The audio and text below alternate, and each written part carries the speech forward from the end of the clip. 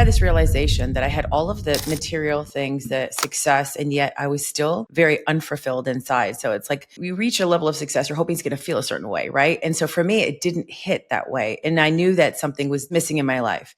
Today on the show, I'm joined by Shamina Taylor, a former attorney turned wealth consciousness mentor, best-selling author, and mother of two. She's also the host of the Unapologetically Rich Show, a top-rated podcast that's all about normalizing big money for women.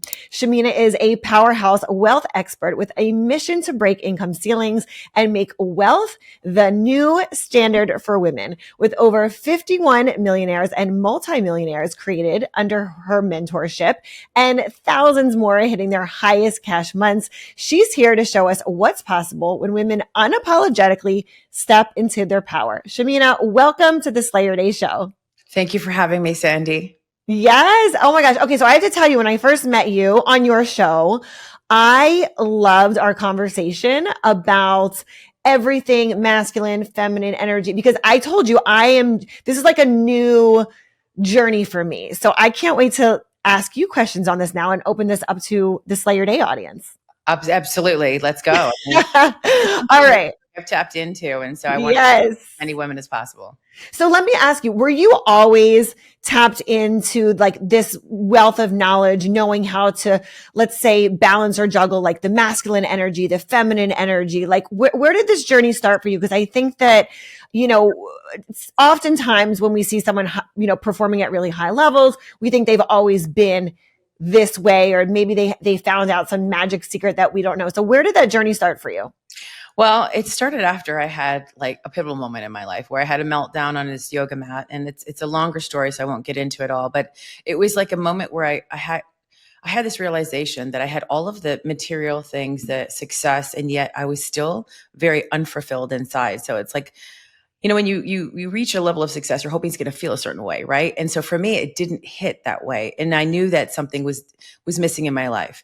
Now, I started out going through a really deep spiritual, self-development journey. I ended up getting divorced in the process, and I started realizing, like, how did my teammate, my perfect partner, and me get to this place? And I realized it was something deeper inside of me. So I went on this journey for 3.5 years. I call it monk mode. I ended up getting divorced. I went into spiritual teachers, dead and alive, came to me. And then I started seeing, like, look, there's something that was inherently disconnected with me. A lot of people think, oh, there's nothing wrong with me. But actually there was things that were making me quite successful were the things that were actually silently, I don't want to say like killing me, but it was at the same time, it was sucking my soul dry.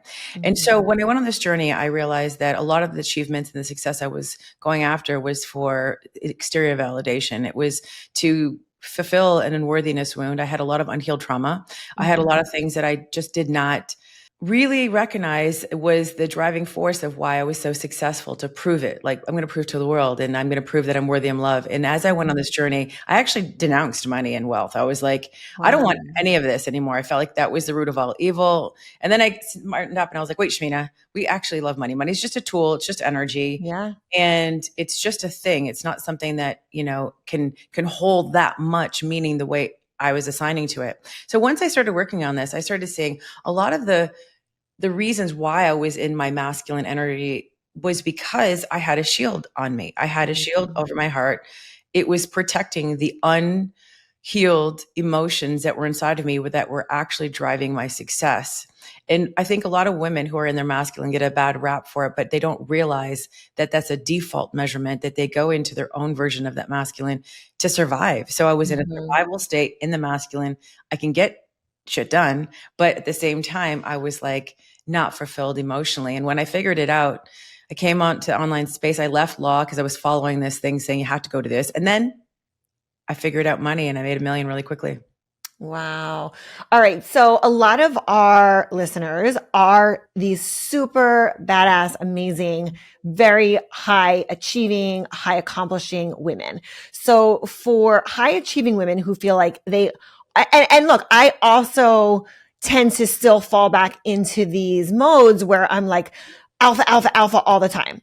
And what I've learned is I have to learn where to turn it off and on. So for the women that are these high achievers, because we still want, as you mentioned, we still want success. We still want to be high achievers. But for those of us who feel like we have to be in control all the time, how can we start to maybe let go or release that masculine energy without losing the power that it gives us in, let's say, business or in other areas where we're so used to tapping into that and we've been successful with it? So you still need to do masculine things. Like you still have to run your Mm-hmm. business in a masculine way. There needs to be order, planning. The thing that's different with what I teach is that first you need to get into the being state. First you work on the identity work. That's what where a lot of women are missing is like, who am I being? Who's the version of me that needs to get into it? That's the energetics of getting into the beingness. Like that's the feminine energy, your emotional state. Like saying yes to a certain meeting. Does it feel right for you? Does it feel aligned? Or are you just doing it because you want to check another thing off of in your list? You know, Mm-hmm. waking up at 5 a.m. I know a lot of the women that I interview on my show, they do that. But for me, soft mornings equals millions for me because Ooh. I want to wake up with a regulated nervous system. A lot of the Mm-hmm. times women wake up at 5 a.m. and this might sound like off for many of you, but they do it because they want to get so many things done in a day because they're Yeah. still in that do energy and not in the be energy. I used to have 20 things on my list of things to do, but I realized accomplishing them never made me feel a certain way. I always felt behind or I needed to do more. And so I didn't actually tap into the thing that you need to tap into, which is what am I feeling right now? Because if you know about your thoughts create your reality, your energetics create your identity work, people are doing things all the time, but it's not equating to success. So first you have to get into the state, then perform the masculine. So a lot of the times women are just doing, but they're missing the piece about getting into the state. So while women are waking up at 5 a.m., which I think it's great if that works and it floats your boat, why are you doing so much in a day? Is it really getting you to where you want to be? Or is it, do you feel like you're adding things in because you feel like you have to perform so much? So for me, it's like, Mm-hmm. I don't assign to bubble baths because for me, it's like, all right, that's a lot of work because then I have to clean it afterwards or I have to have a clean right? And it's, you know, there's pedicures, there's ways of doing things. Yes, those are great, but it's the receiving. It's am I Mm-hmm. aligned with my highest self? Am I showing up the most authentically me? Am I actually designing the day that feels right to me? Or am I doing the Mm-hmm. things I'm supposed to do because that's what it looks like? You know, when I was in my high performer and being in masculine energy all the time, I get a lot done in a day? Yes, but at the end of it, it didn't make me feel successful. I couldn't Mm-hmm. celebrate my wins. I always felt behind. It Wow. didn't engage that emotion that you want to have because goal driven things and desire driven things are completely different. Desire is like coming from the feminine. Goal is like how much I can get done. But getting a lot of stuff done or having a lot of things doesn't make you feel the way you're Mm-hmm. supposed to attract the wealth and be in receivership of more. Burnout doesn't take a summer break. Between road trips, long days in the sun, and everyone's schedules exploding, your body takes the hit. Soursop gummies are your daily defense, fueled by over 200 active compounds to boost energy, strengthen immunity, reduce inflammation, and calm your stress. This is a mom's must-have for the summertime. Sugar-free, non-GMO, and low-carb, Soursop gummies are created by a team that truly cares about helping you heal naturally and holistically. Bundle and save today. Your family's summer strength starts here. Head over to the link in the description or soursopnutrition.com/Sandy. And make sure to use code Sandy20 for 20% off your entire order. Tap the link to start your best summer ever. That's so good. I mean, I always love sharing with the community that, I like to call them my big money moves, like the things that actually move the needle, not the busy work, because we all can fill our plates with busy work all day long.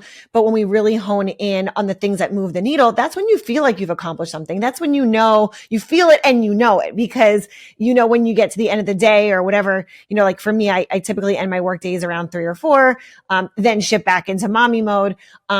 I know that the most important things got done. And then there's other things that I can either delegate, I can outsource, I automate them.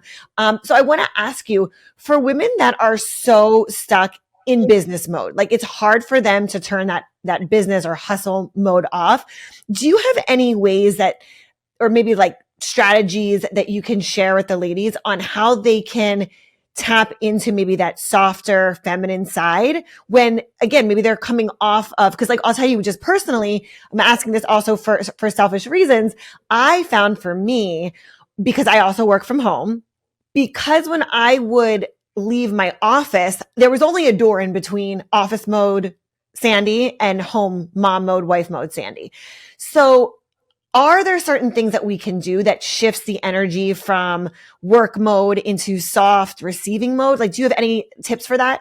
So this is a question I get from all of my clients because I work with high performers and high achievers and all of them. They're like, how do I become? I said, you're asking how to solve a feminine issue with masculine energy. Oh. So first of all, you're asking, how do I do it? And Right. it's not a how, it's who do I be? And so Mm-hmm. this was really, I mean, this is recent for me, like 6 years ago, to wrap my head around this. Because remember, I was a lawyer. I was very much Yeah. I was very much in the masculine, and I had to be overly, aggressive, and Mm-hmm. or otherwise I would get eaten up. Let's see. So for this, it's more of like that inner work. Like for women who are in the hustle state, usually there's a trauma response. I'm just going to let you know right now.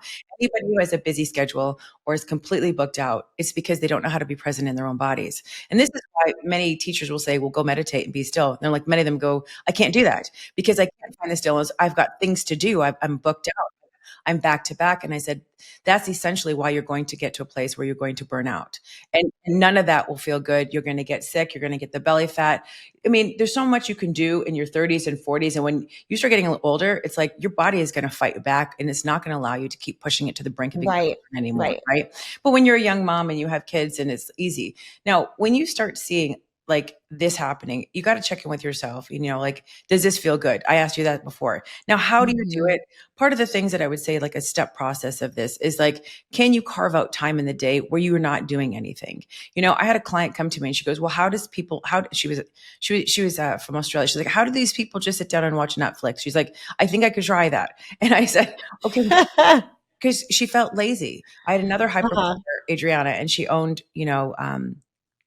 a massive company. And she's like, well, how do I stop? She's like, I need to go work out. I got to do all these things.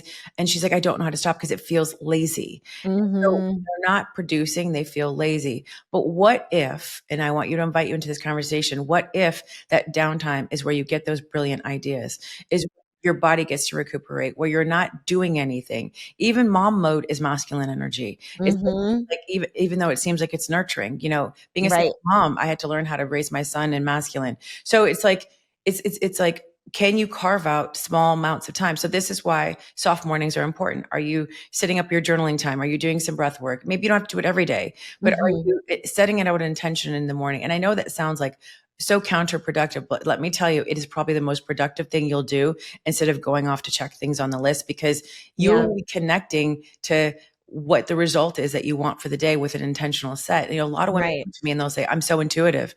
And I said, yes, but do you listen to it? And they'll say, no. I said, because what Mm-hmm. you do is your brain will override what you're feeling and thinking. So yes, you're not doing it. So what if you start listening to that intuition, maybe a little bit stronger?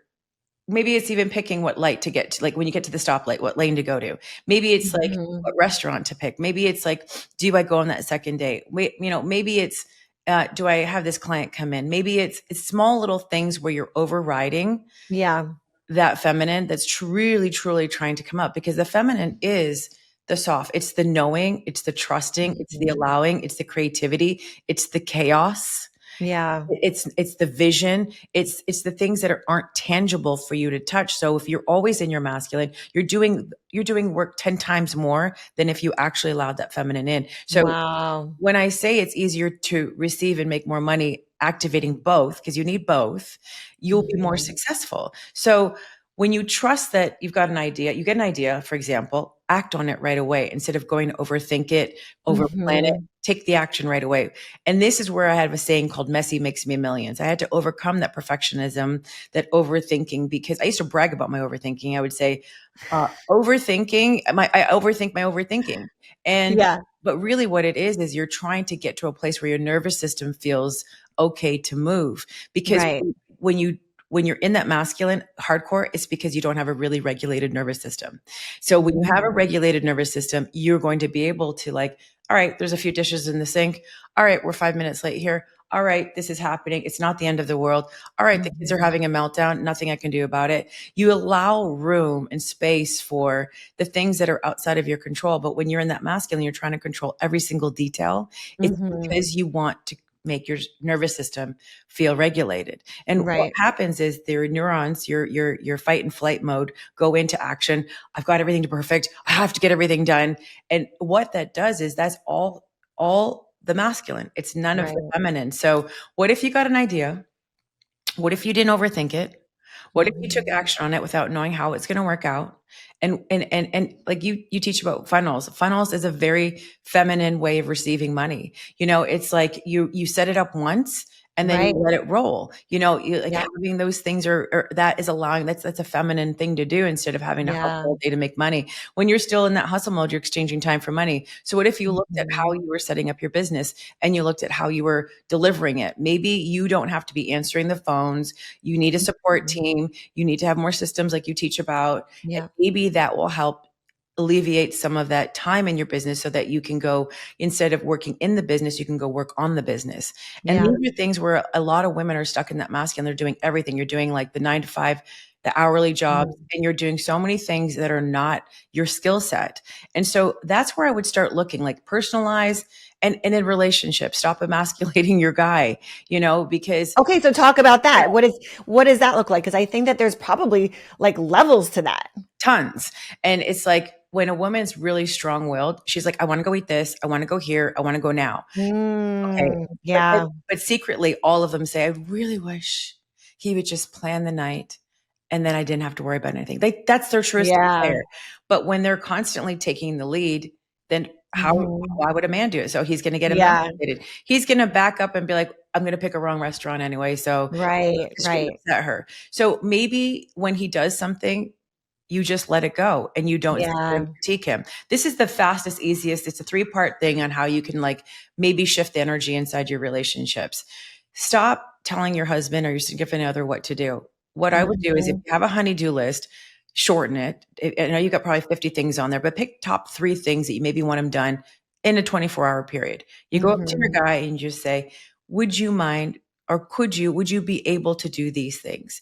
And then he'll say, sure, because he wants to serve you. He wants to take care of you. He'll say, what are they?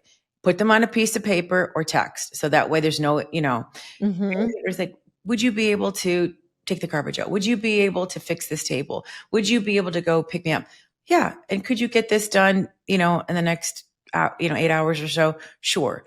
And then you give it to him and you walk away. You don't sit there and nag him and say, well, he hasn't started yet. He didn't get it done. Is your anxiousness and that need for control is why we nag, is why we go in there and say it needs to get done now, because you need your nervous system regulated by him operating really quickly. But what you're really missing out on is that protector, provider, and take care of energy where he wants to give you security. But when people have a dysregulated nervous system and they're in that masculine, they don't feel safe. And so this is why they're trying to get their environment to feel safe. Like, you need to do this. So the next thing I would do is you invite him to conversation. You don't criticize when he's done something. You have to just let it. They're gonna put the table wrong. It's almost, you know, it's so funny. As I've been like reading more about this and really just like seeing how I show up, how I used to show up versus like now kind of that I'm more aware of these things. It's so funny because I would tell my husband, oh, I learned this or I learned that. And he's like, you know, it's a lot how I like a parent the kids. And he's like, can you just do what you do to them to me? It's so funny because it's so simple, but at the same time, you're giving grace. You're not overly, and we've talked about this a little bit on your podcast, on your show. You know, because I have 2 boys, I want them to be leaders. I don't like to micromanage them. I kind of give them things to do and let them figure it out. And so I think that, and I want to talk about this with kids as well, but I think that it's so important that we let them figure things out and not try and micromanage things, because we're kind of like taking that away from them when we do. Yeah, they're taking away their inherent, like, this is a very, very, very, like, it's ingrained in them to lead and provide. Yes. Can we just talk about how bedtime used to be for us? Oh my gosh, you guys, I was hanging off one side of the bed. My kids were laying sideways across the entire bed. And my husband, he was literally falling off the bed. Don't even get me started on the stiff necks. We were actually at the chiropractor more than we were sleeping. We just thought that we had to deal with it until we found Alaskan King bed. Now we can actually co-sleep without the kids kicking us all night long. Everyone has plenty of space, and my husband finally stays in the bed. And we all wake up feeling refreshed, like we actually slept the whole night, because we did. If you're a growing family like us, this bed is a total game changer. More space equals more snuggles, less stress, and so much more quality time. And that was the true reason why we fell in love with this bed. Trust me, you will never go back. So head on over to AlaskanKingBeds.com and use code Sandi for a discount. Wishing you and your family sweet dreams from my family to yours. Make sure you head over to AlaskanKingBeds.com. So the third thing that I would say is, the first one was, you invite them into a conversation, you don't criticize them, but then you praise them. Men are very simple. They don't even want things. They just want to know, like, are they doing a great job? Like, wow, this is amazing. Like, they just want to hear that they did good. Like when they walk in through the door from work, they just want to be like, hey, how was your day? Where no one wants anything from them. They want to know that that's okay. And these are really simple things. And okay. And with boys, like with my son, I had to raise him this way. So I realized when I ask him to do things, and boys are boys, so sometimes they'll forget. And so you have to do a little reminder. But when I give him 3 things to do and I let him go do it, he gets it done usually. You know, if I don't fully explain, then it's on me. I had to show him how important it was to be in his provider energy. He's been with his girlfriend for almost 3 years. She doesn't pay for anything, do anything. He is such a man with her. Like he puts her on his shoulders and, she knows she's taken care of with him. Now he's making his own money now, but before maybe it might've been mom's money, but but he's very much, he goes, I said, she's going to be a teacher, honey. I love her to death. I go, she's not gonna make a lot of money. He goes, that's okay. I'll make enough for both of us because it's something that she loves. And then when you bring your son to this place, he's going to be okay. Like my son came up to me, it was last year before. How old is he? How old is your son? He's going to be 20 in October. Okay. He came up to me, I want to say it was a year and a half ago, maybe now. And he said, Mom, thank you so much for allowing me to know that it was safe to feel my emotions. Because one of the things about men is that they don't have a safe place for their emotions to develop. So this is why you see a lot of the guys that are, got that egotistical, like yo, like, and it's like that toxic masculinity because they don't know that it's safe to feel because they don't want to seem like a weak person. Right. Because emotions equate with weakness. So if you can give your man a safe place for his emotions, it'll be great. Now let's turn this conversation to money, like for a second. I believe that money is masculine and the way we receive it's feminine. So yes, you can hustle and make as much cash and be in that masculine, but I'll tell you, it's going to be made from a place that is not of abundance, but in scarcity and probably in suffering.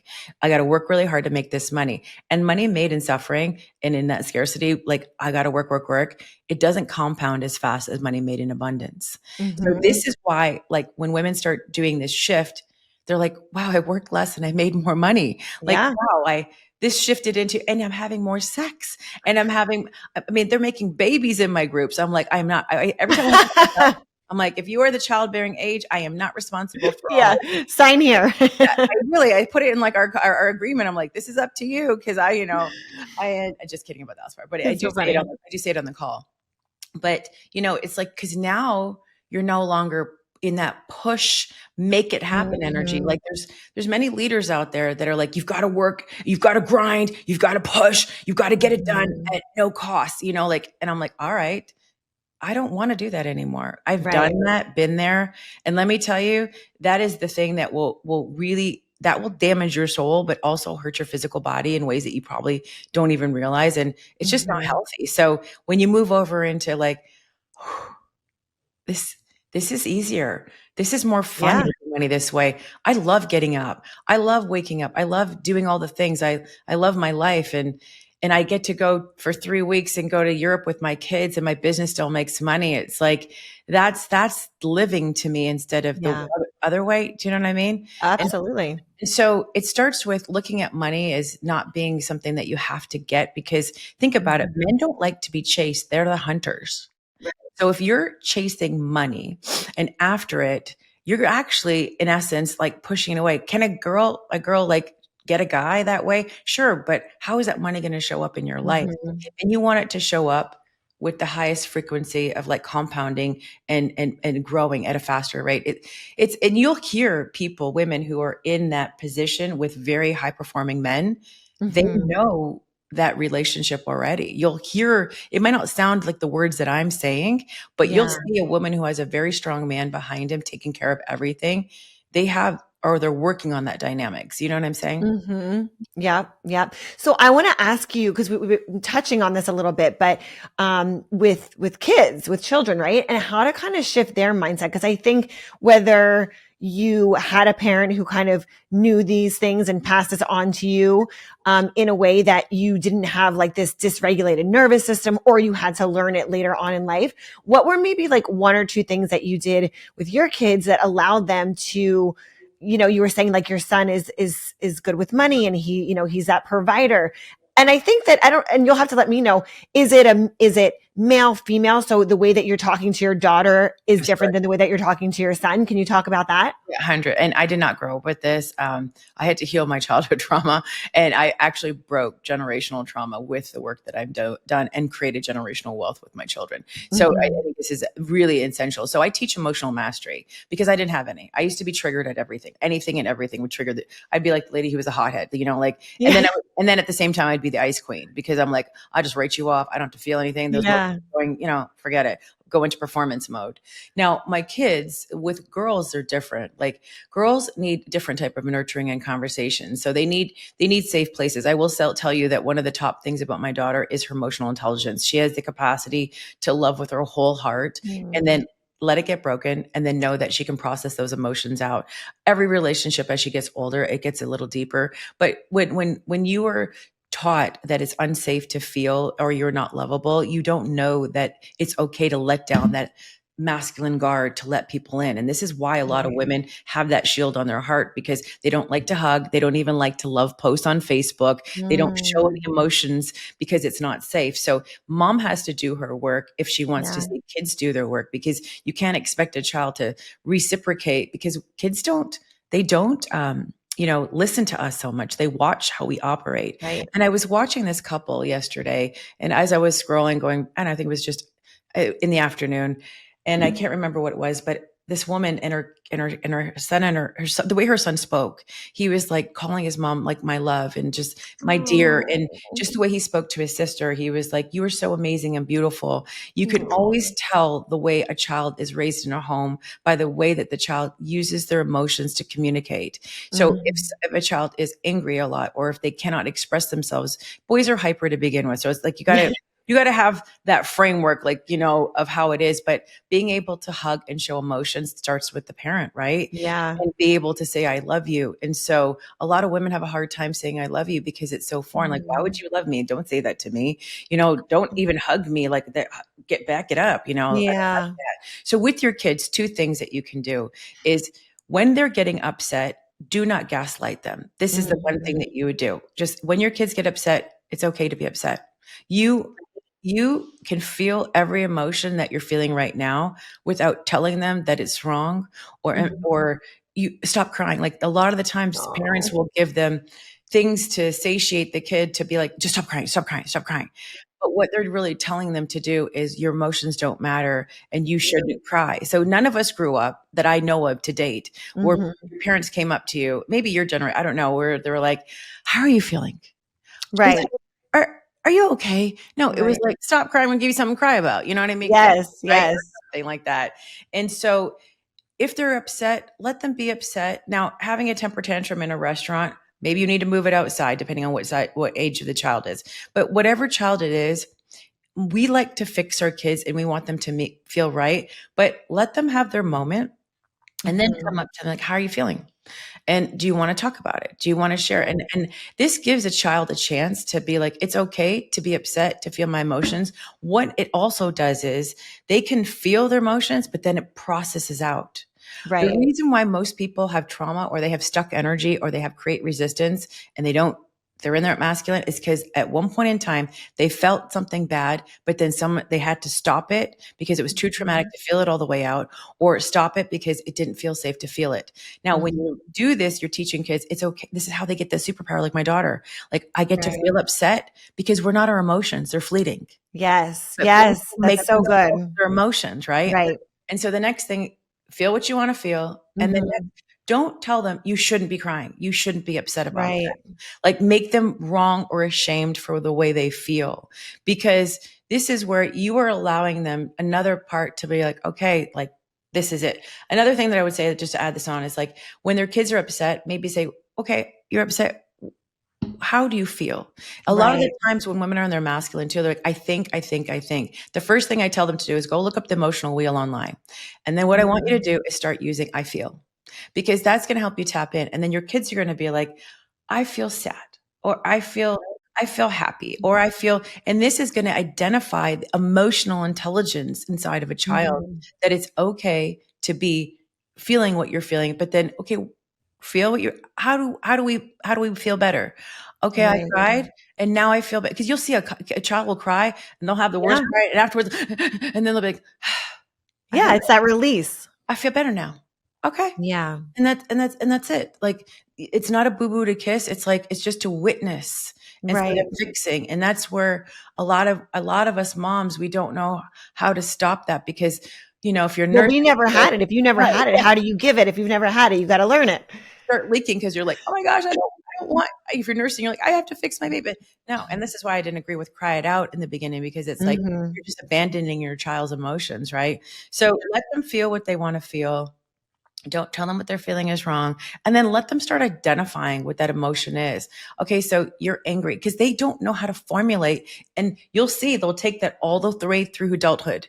And Yeah. women who are really angry, like, you see people are angry, is Mhm. they didn't learn that the emotion underneath the anger is really what they needed to work on. So Right. anger is just a protection from the thing that needs to be healed. And so emotional mastery and emotional intelligence, emotional regulation is important. Now, also another thing with your child, like when they're sad, maybe you can be like, let's take a deep breath. Like after Yeah. you're like, it's okay. Like, so Yep. they don't get into like this place. And as your child will get older, you'll see, like my daughter just turned 18 on Friday. She Oh. she comes and sits down and says, Mom, this is how I feel. Like, when they go through a breakup, it's like, I feel sad right now. Like I feel that sadness makes me want to go back, but I know this is the right thing. And Mhm. that's where you have to just witness your child and be like, yeah, baby, because breakups are hard. Right. We're allowed to love people, but reason, season, lifetime with people, where this is Mhm. what life's all about, is having that beautiful love and connection and feeling into it. And I'm telling you, when you start opening your heart and can connect to everybody around you this way, including yourself, you will attract Mhm. way more clients into your space, aligned high premium clients. Because when you look at how people are attracted to you, they want to come to someone who's going to make them feel safe, that then the Yeah. safety will create the know, like, and trust factor at warp speed. So Yep. this work is just really, identity work is everything. Like that's the first pillar in everything I teach. That's amazing. Well, I love what you said too about the emotions, because again, if we are holding on to that, it's like, how do you navigate business? How do you navigate relationships? How do you navigate even just the day to day if you don't know how to regulate that? So it's Yeah. so powerful. And I want to just dive into one or two more questions before we go. I mentioned that you've helped thousands of women hit their highest cash months. I want to talk, and we were touching on it, but I want to dive a little bit deeper on the energetic shift that we were just talking about that usually unlocks that breakthrough. Do you think it's them figuring out that emotional intelligence piece that maybe they didn't have before? Absolutely. Like I always say that you are the blueprint for your life and business. So Mm-hmm. whatever lens that you're looking through, like everybody's so subjective in how they see the world, right? Some people will say money's bad, money's good. Some people will be able to have a traumatic experience in their past, in their life, but move past it. But if you see the world through a certain lens, and their lenses, life experience, what your mom said, rich, your parents told you that you could waste money, like all these things. So all these lens, you'll see the world through. That will create your blueprint or identity of how you're going to be, running your business in life. So I feel like when we can remove those lenses through the emotional work, you realize that your past is behind you. It happened. There's nothing Right. you can do to change it. But subconsciously, you don't know that it's still affecting you. Like, because I'll tell you this, your subconscious is run by your emotional state. So Mm-hmm. regardless if you're sitting here going, I'm going to make $1 million, I'm successful. If subconsciously you have this belief that I have to work really hard to make money, then if you try to adopt a new Right. strategy with systems or with funnels, you're going to be like, this money was too easy. Let me create a subconscious Oh sabotage my gosh. You're sabotaging. and then create money leaks because I Yeah. need to do that. So this is where women can't hold the big money. So then I first start working with them. I'm like, you want to be a millionaire? All right. What if I handed this cash over to you right now? What would happen? And then their objections would start that they wouldn't even realize that they even had them. These are the conscious ones. Now, when we get Wow. into the subconscious, they're like, no, I can't, I can't hold it. I'll give you an example. I carry quite a bit of money in my purse with me going on. I love having cash because I teach about it. I love it, but it also helped regulate my nervous system that I can hold big money. So a lot of the times women, I'll ask them, do you have any money in your wallet right now? I do it at my in-person event I have in Chicago all the time. I'll say, pull out your purse. How many people have money in there? And I don't have it because I'm afraid, or I only have $5. I'm like, what are you afraid of? I always know what the answer is. Then I'm going to lose it. That someone's going to Mm. rob me and they're going to take from me. But if you look at most men who are, I would say the very masculine men and Yeah. old school guys, they'll have a wad of cash Yeah. with a money ring in their pocket. They are not afraid of being robbed or because they are masculine. They have safety, right? So going back to this original question that you were talking about is that if you feel like things are unsafe because of something that happened in your past, then you're saying you want $1 million, but you physically can't hold this money Mm. because your nervous system dysregulated. Then we got to work on that, right? We got to figure out Yeah. where in the emotions, where's the story that we're being told. Now having your fight or flight being triggered. Okay. Well, what if you were told on a subconscious level that you had to go provide for your whole family when you made this money because you felt obligated? Well, if I make more money, I'm just going to have to go pay and support my whole family. Like, that's not what I want to do. I Yeah. want to use my money for me because then what happens is if you go buy something nice for yourself and you don't go help your family, then you got to justify every single purchase. And what I teach is you get to be unapologetic with your money. You do whatever the Yes. hell you want with it. But subconsciously, this will block the flow of the cash. So you're going to be hitting a self-imposed ceiling. So every single woman I work with, when I put them through my framework, they have a self-imposed ceiling of Yep. why they're hitting this limit over and over and over again. And it's self-imposed because they'll say, well, society and I'm like, no, it's a you thing. Right. It's not an outside thing. It's a you thing why you can't do it. And when Yeah. the awareness hits, the ceiling lifts. And then within about 2 months, they have their highest cash monthly. And then they start Wow. realizing, wait, I actually was my own limit. So one of the other things, like there's two other things that I'll tell you that they do is that they'll sit there and they'll go, I need to do things because they're in that masculine incrementally.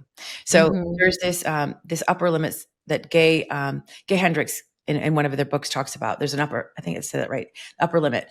And we put self-imposed upper limits. So I've got to make maybe 10,000 this month, 10,000 next month, and do that for a full year. Okay, check. Then next year I'll make 20,000, 20,000, 20,000.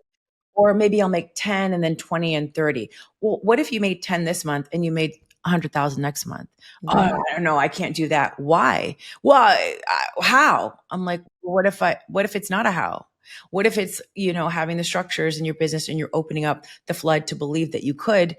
Is it possible? Maybe, but that doesn't feel safe because that money will come in and then how will I do it again next month? That's the biggest thing. Because once they have their highest cash months with me, then they go into the next month. They're like, how do I do this again? I'm like, you didn't know the how last month. So why are you worried about the how this month? And so we have to keep Yes. rewiring until they get to a place of like, this can happen. And the next thing that why women don't go for bigger months is this. Well, what if it doesn't work? What if I say I want to have a Mm. $50,000 month? Okay. Well, what if it doesn't work? I'm like, okay, so you make 30. Yeah. But then I said I was going to do 50. I'm like, okay, disappointment. They don't know how to manage Mm. disappointment. So every single time they set a goal, they want to make sure that they're not truly disappointed so that they don't have to feel the sadness. It goes back to emotional mastery, right? So when I came into this space, June 2020, it's on my Instagram and everywhere. I put it everywhere. I declared, and I was leaving law, coming into online space. I said, a year from now, it was on my birthday, June 11th, 2020. I said, I'm going to be a millionaire, if not sooner. $1 million across my Stripe account. I have the screenshot of everything. Oh, I And love it. but declaring that is so hard for people because they're like, Yeah. I don't want to be embarrassed. I don't want to talk about money. I don't want to look like I don't know what I'm doing because they still care what people think about them. So they're back to again to that past or that emotional mastery. That need for validation is the core reason why most women seek success and they're high performers is because I'm going to show you what I can do. I talk about 3 core wounds: unworthiness, betrayal, and abandonment. And some of us have one or the other or all. I had all, but unworthiness was my biggest one. So I'd go out there, show the world, prove it. Now, if a woman's coming into my space and she has unworthiness, I know she's undercharging for her services already. I know that she doesn't probably have the highest ticket offer that she probably can have. If she has abandonment, I can look at her income and be like, she had the big month, but the next month it went away because money would leave. Betrayal. I can see that she's working with clients that are so misaligned and she's giving her services away probably for less than what she should be because she should be charging more. But if I could do it cheap, then maybe they won't leave me and maybe they'll stay. And then that betrayal comes up. So then we work on these things with the identity work and going through the energetics, because once you shift this, you have a new belief. And when you have a new belief, you have a new energetic frequency and their authenticity goes up. So they're no longer like hiding and wearing the mask. I wore a mask for decades. They're like, oh my gosh, it's safe to be me. They go more into their power and they're like, here I am. I'm amazing at what I do. I actually have the honey. I have the thing that you need. I don't need to chase clients. I come to me. And so the traction shifts and they get into a different state. Their conviction goes up of who they are, what they do, their confidence. So it's a whole energetic shift. And so I teach strategy 100%. I teach them how to do high ticket, how to track high ticket buyers, also how to do, premium brands. But if you don't do that first step, it doesn't matter, right? Anything. Yep. It's the foundational work. And it's amazing because it goes into every single area of your life. Every single area of your life. I love it. Oh my gosh, Shamina, I could talk about this topic and with you for hours. Thank you so much for being here. Where can everybody find you and connect with you? Okay. You can find me on Instagram at Shamina Taylor. I actually have a gift that I want to give away to them. But first I want to tell you, go grab my book, Unlocking the Quantum Woman. If you want to learn more about the energetics and about your emotional state, that's that work there. It's really amazing. Now I have something free I want to give away to your listeners because you're amazing that you give away, all this free content all the time, Sandi. So what it is it's called the instant cash flow method. So if you're looking to really, step up your game, I want to give this to you free. You can go look for it. It's a paid program. I only give it to my inner circle, but whenever I'm on someone's podcast that I absolutely love, I want to give it away. Now, who is this for? This is for a woman who wants to reach her highest cash months. She is probably more in her masculine. She's probably hitting an income ceiling and you probably are doing a little bit harder than you want. And you're like, how do I fill this gap here, and how do I really make that timeline jump so I can do, have more without working so much more. I want to You're speaking our language. So what I want you to do is all you have to do is just send me a DM on Shamina Taylor. It's the one with the blue check. Send me a DM, Sandi's name, just Sandi, and then it'll automatically send you this free training to go through. And look, I'm not even going to sell you anything because it's automated. Don't worry about it. I just want to help more women realize that you don't need to be in the masculine to make money. You can make money at such a higher rate than you're doing right now. You don't need to be in suffering. I was in suffering. I want to help so many women become rich and wealthy. And it's not just money. It's rich in the life, like how you are as a mom, raising your children and having a satisfied life so that you feel good and the money you're making, get your time back. These are so important. So, and then go check out my podcast, Unapologetically Rich. And if you want to join our Facebook group at The Quantum Woman, come in there. We just have conversations all the time. Sandi, thank you so much. This was awesome. Thank you, Shamina. I cannot wait for our audience to go check out everything that you have. And look, I think at the end of the day, this program that you have, start there, go grab the book, and then there's always ways to go deeper. But Shamina, thank you so much for being on this Layer Day show. Thank you, Sandi.